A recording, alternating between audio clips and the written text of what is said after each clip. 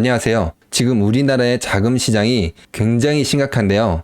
자금 시장에서 난 불이 이게 부동산이나 자산 시장 이런 데 옮겨 붙는 것뿐만 아니라 이 기업들한테까지 옮겨 붙어서 이제 기업들이 줄도산하게 될 그런 위기에 처해 있습니다. 중소기업뿐만 아니라 대기업도 마찬가지예요. 지금 굉장히 심각한 상황인데 정부에서는 그렇게 크게 이야기를 하고 있진 않아요. 그냥 대책을 내고 있다 이 정도? 뭐 위험하다 그런 이야기는 하고 있진 않아요. 언론도 마찬가지고. 근데 이제 여러분들은 아마 그래도 약간 직감적으로 뭔가 섞고 있다. 뭔가 제대로 이야기를 하고 있지 않다. 이런 거는 느끼고 계실 거예요. 왜냐하면 우리가 한번 당해봤잖아요. 그래서 오늘은 얼마나 이 자금 시장이 어려운지 그리고 기업들이 어려움을 겪고 있는지 여기와 맞물려서 경제 상황이 어떻게 안 좋은지 이것까지 같이 체크해 보도록 할게요. 그래야지 우리가 대비를 할 수 있으니까요. 일단 자금 시장이 얼마나 안 좋냐 이거를 살펴보면은 뭐 하루짜리 단기채로 연명하고 있다 이런 이야기들이 나오고 있어요. 이런 이야기가 나온다는 것은 결국에는 자금 시장에 돈이 없다는 거예요. 돈이 없으니까 여기저기 가서 빌리는 거겠죠. 이렇게 안 좋아지면은 기업들도 당연히 위험해지겠죠. 지금 얼마나 위험하냐? AAA 그러니까 A가 3개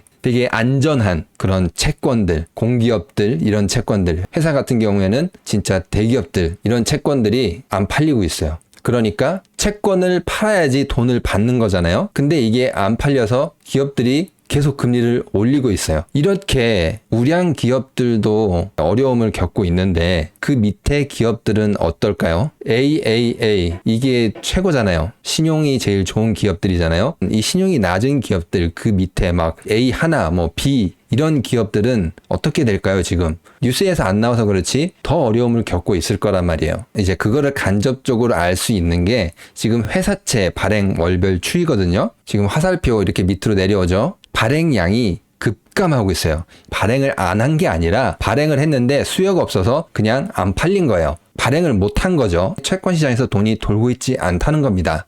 이렇게 되면은 지금은 약간 괜찮아요. 근데 이제 문제가 결국에는 내년에는 돈이 괜찮아질까요? 내년에는 돈이 많아질까요? 아니 그게 쉽진 않겠죠. 지금 상태로 간다면은 이제 내년에 대기업 회사채가 어떻게 되냐? 많아요. 조금. 500대 기업이에요. 리더 인덱스라는 곳에서 분석을 했는데 내년에 이제 돌아오는 회사채가 406조가 됩니다. 이게 500대 기업만 추린 겁니다. 중소기업은 다 체크하지 않은 겁니다. 지금 여기서 406조에서 거의 대부분은 은행이었습니다. 은행이 한 180조 정도 되는데 내년에는 지금 자금 시장이 다시 정상화되지 않는다면 대기업들도 무너질 수 있다. 이제 파산 신청을 할 수 있는 그런 사태가 벌어질 수도 있습니다. 중소기업은 뭐 말도 못하죠. 중소기업 같은 경우에는 대출을 원금 상환을 2년, 3년 좀 미뤄달라. 이런 이야기가 나오고 있어요. 대기업도 이렇게 어려운데 중소기업은 아예 뭐 엄두를 못 내는 거죠. 아무튼 이렇게 지금 돈 가뭄이 극심해지고 있는데 이 상황이 개선이 될 것이냐 봤을 때 그렇게 되지 않을 거라고 거의 확신하고 있는데 이게 왜냐면은 결국에는 금리겠죠. 지금 미국 연준에서 좀 매파적인 인물들 약간 금리를 강하게 올려야 된다. 지금 이 사람은 이제 세인트루이스 연은 총재 뭐 제임스 블러드인데 최고금리 7%까지 열어둘 수 있다. 뭐 이렇게 이야기를 했어요. 더 올려야 된다. 이렇게 이야기를 하고 있는데 뭐 그 근거로 뭐 이런 그래프를 뭐 이야기를 했습니다. 뭐 그래프가 중요한 게 아니라 연준에서도 금리를 내리기가 쉽지 않다는 거죠. 이렇게 되면은 우리나라가 뭐 별 수 있겠습니까? 계속 자금 시장에는 금리가 굉장히 높게 형성이 되겠죠. 기업들은 계속 어려움에 처하게 될 수밖에 없습니다. 자금 시장에서 돈을 못 빌리면은 어떤 기업들이 위험해질까요? 이제 당연히 한계 기업들일 겁니다. 돈을 벌어서 이자도 내지 못하는 기업들이 제일 먼저 무너질 건데요. 보시면은 전체 기업의 한 18%가 한계 기업입니다. 우리나라 기업에 100개가 있으면은 한 18개는 이제 이자도 못 내고 있다는 거예요. 파란색 이제 대부분이 중소 중견 기업인데 그중에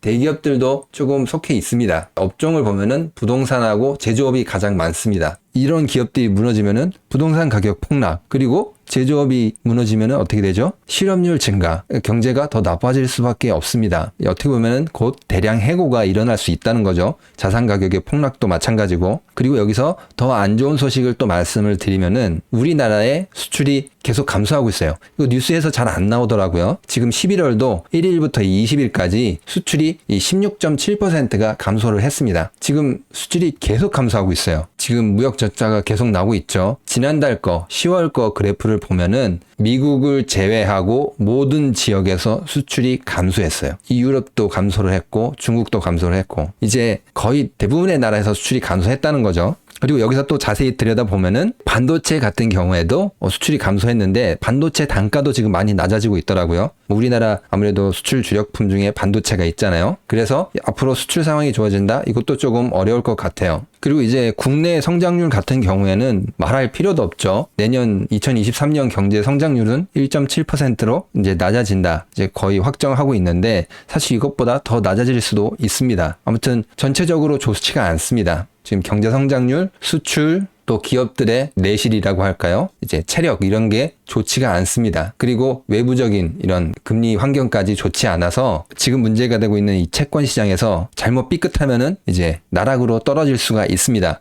근데 여기서 문제가 계속 생기고 있는 게 지금 약간 물류 대란이 올 것 같거든요. 화물연대가 이제 파업을 하잖아요. 뭐 누구 편을 들어야 될지 모르겠어요. 왜냐면은 화물 운전하시는 분들한테 무조건 잘못했다 이렇게 이야기를 할 수는 없거든요. 중요한 거는 물류가 중단이 되면은 생산도 중단이 됩니다. 생산이 중단이 되면은 이제 수출도 차질이 있을 수밖에 없습니다. 이것도 영향이 있다는 거죠. 이거를 좀 잘 완만하게 해결해야 되는데 아이가 학원을 안 간다고 무조건 때리고 막 용돈 깎아버리고 스마트폰 뺏어버리고 이제 그러면은 오히려 더 문제가 생기겠죠. 지금 문제가 더 커질까봐 사실은 약간 걱정 중입니다. 이거는 약간 별도의 이야기고 아무튼 이것도 그렇게 좋은 영향은 아니라는 겁니다. 그리고 이것뿐만 아니라 지금 또 위험한 게 외환 보유고가 계속 감소를 하고 있잖아요. 지금 이제 한 4,114억 달러 정도 되는데 한 몇 개월 전보다 거의 한 10% 정도 감소한 것 같아요. 잘못해서 투기 세력의 공격이 들어오게 되면은 기업들의 자금 사정도 안 좋은데 이런 투기 세력까지 들어온다? 기업들이 망하는 건 둘째치고 멀쩡한 기업도 해외에 헐값으로 팔려나갈 수 있습니다. 그렇게 되진 않길 바라는데 IMF 때도 그랬죠. 이제 우량 기업들 이제 해외에 헐값으로 약간 팔려나갔는데 그렇게 될 조짐까지 보이고 있습니다. 어렵더라도 잘 대비를 해서 피해를 최소화하거나 뭐 기회를 잡을 수 있으면 더욱 좋겠죠. 그러면 오늘 영상은 여기까지 하고 다음 영상에 또 찾아오겠습니다. 구독과 좋아요, 응원의 댓글은 영상을 만드는데 많은 힘이 됩니다. 감사합니다.